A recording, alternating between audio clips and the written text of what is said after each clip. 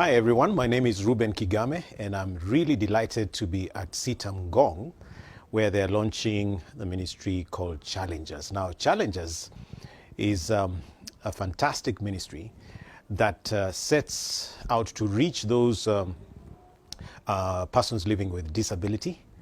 And I come here as someone living with a visual disability myself and to share about what Jesus has done to make a difference in my own life so that I really don't even sense, the kind of incapacitation that comes with that anymore because of what Christ has done. So I happen to have been the speaker of the day actually, and I was speaking from the book of 2 Samuel chapter 9. It has 13 verses. And this is the story of David and a person living with disability called Mephibosheth. And my sermon was titled Defiant Kindness. Defiant Kindness. Now, when you think about the two words, of course, they sound contradictory. If you're defiant, you cannot be said to be kind. And if you are kind, you cannot be said to be defiant. But I was showing how in the story that is in 2 Samuel chapter 9, the two come together in one Hebrew word that's called chesed. Now, chesed simply means God's loving kindness. And loving kindness that reaches out stubbornly almost, if you would want to say, because it penetrates where you think ordinarily it wouldn't penetrate. That the love of God is different from the love of people.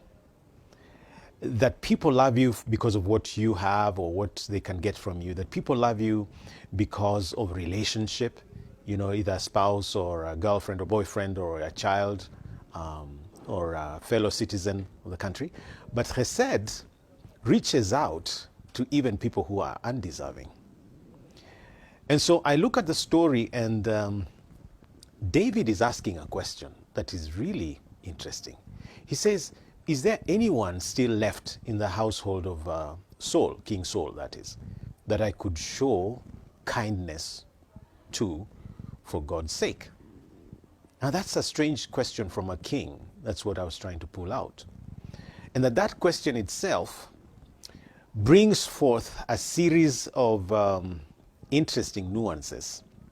Because if you read the entire chapter, you will find that there are four key things that sort of scream out of that passage. And one is that that kind of defiant kindness is in and of itself seeking. It sort of goes out to seek. This is David saying, I would like to show kindness, which is not usual. It's not the typical way we do things. A king or a president does not go out, someone in leadership does not usually go out to seek people to do acts of kindness too.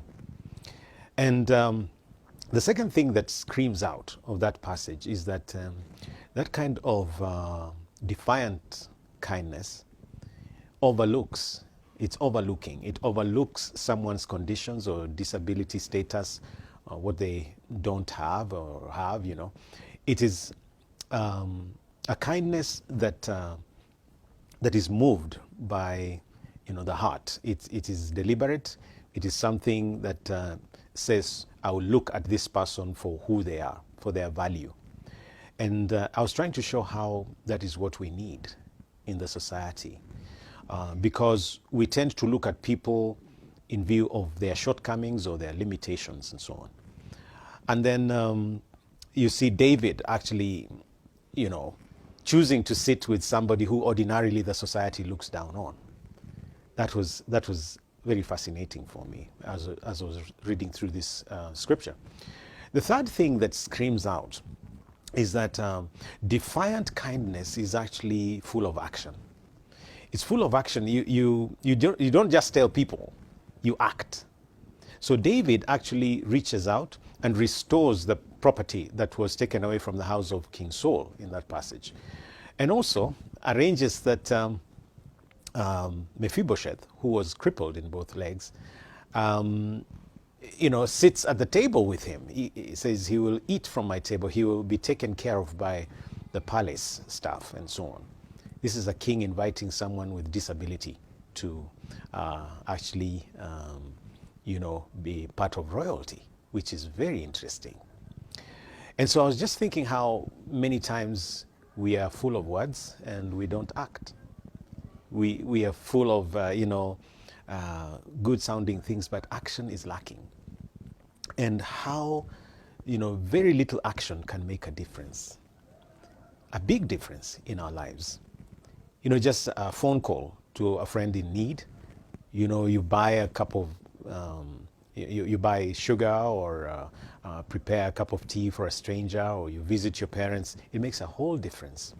That act of kindness is driven by action. And lastly, I was talking about, this kind of defiant kindness being gracious. It's driven by grace, and grace is simply receiving favor that you do not and could not afford or have. And so I know we could say a lot about the sermon, and I'm not here to really preach again, but I was really challenged at how this particular passage is some kind of simulacra, or some kind of representation of the act of God towards the undeserving sinner, the undeserving human being. How, while we were yet sinners, Jesus died for us. How God reaches out and acts. How God overlooks our faults and for the sake of the blood of Christ, cleanses us from every sin and rebellion and makes us the children of God. And how indeed we can learn from this particular passage the importance of showing kindness to people. Unkindness is very costly in a negative sense. Kindness is so beautiful, and everyone enjoys kindness. I don't know if we could just get to a point where we could say, Lord, help me so that I will not utter another word of unkindness. I'll not be unkind to my, staff, if you're an employee, to my spouse, to my children, and so on. And there are parents that can be very nasty to their children. There are children that speak horrible things to their parents, very unkind things. Husbands say things they should never say to their wives. Wives say things they should never repeat or say to their husbands. And sometimes even as friends, we just say things we then regret, about. And so today's sermon was just that. I'm hoping that all of us as families can be a little kinder. All of us as people who work together can be a little kinder. And all of us that are brought together as a nation, I hope that we can be a little kinder to people. And certainly those in the church, I hope that we can learn from this. I get surprised that some of the most unkind people are actually found in churches. I pray that that will come to an end. And I pray that God will use this passage to change our lives and restore us to be people who are full of kindness, like Jesus Christ would reach out. When he saw people, he saw them, he had compassion on them because he saw them like sheep without a shepherd. And so I'm willing to converse and talk about this a little more. You could certainly find me on social media as Kigame Media on Facebook. I'm on Twitter as Papa Kigame. You can inbox me and let's talk about this. And, I have a lot of other teachings on my YouTube channel. That's Kigame Media TV.